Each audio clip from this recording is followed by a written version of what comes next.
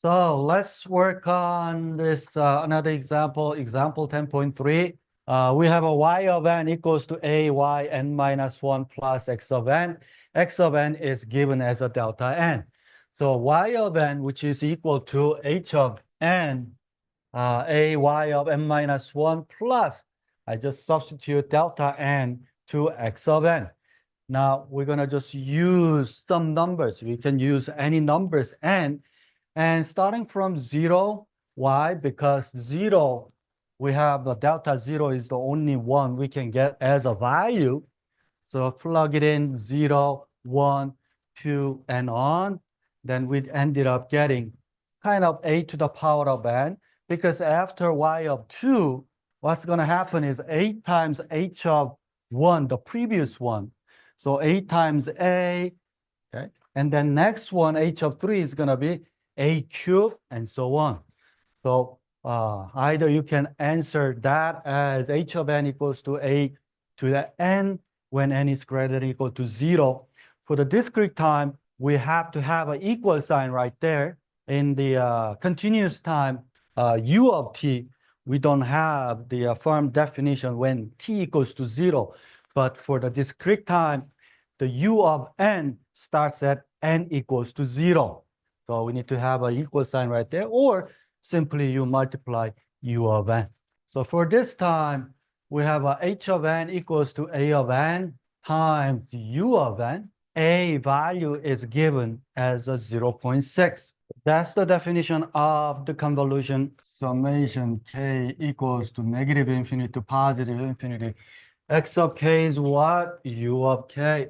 And h of n is given a to the n u of n. So h of n minus k is going to be 0.6 n minus k u of n minus k.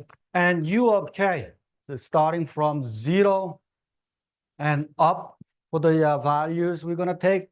Anything below 0 is going to be 0. So this will give us the lower bound starting from 0. And then this u of n minus k, when k equals to n or below, because we have a negative k, okay, so negative side, so that will give us the upper bound as a k equals to n. Then we have 0.6 n minus k. And I'm going to write this 0.6 to the power of n minus k separate. So to the n times 0.6 negative k. And 0.6 n is the n, not the k. So we can take that as constant and take it to the front. Now we have 0.6 n summation k goes from 0 to n. We have 0.6 negative 1 to the power of k. Why I did that? I want to use this formula. So I've just put this into this form so that I know this whole thing. 0.6 to the power of negative 1 is a. That equals 0.6 n. And we have a is what? 0 to the power of negative 1, which is 1 over 0.6. And that is greater than 1. So we have to use this guy. So we have 1 minus a, which is 0.6 negative 1 to the power of n plus 1. And then 1 minus a, 1 minus 0.6 negative 1. I have 0.6 negative 1, so I'm going to just multiply top and bottom by 0.6 over 0.6 so that I can have a little bit simpler. 1, 0.6 to the n. Now, if you multiply 0.6 minus 0.6 negative 1 n plus 1 times 0.6. And for the denominator, 0.6 minus 0.6 negative 1 times 0.6. That equals 0.6 n. And denominator is 0.6 minus 1. For the numerator, 0.6 minus 0.6 negative n times 0.6 negative 1 times 0.6.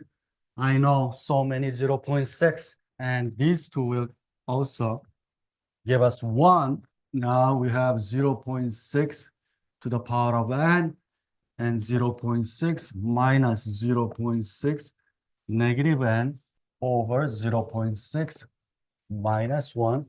To make it a little bit nicer, I'm going to multiply top and bottom by -1 so that I can switch this to. And at the same time, I'm going to distribute this for the numerator. 1 minus 0.6, 0.6, n times 0.6 negative n minus 0.6 n times 0.6. And this is gonna give us 1. So finally, we have 1 over 0.4 and 1 minus 0.6 n plus 1.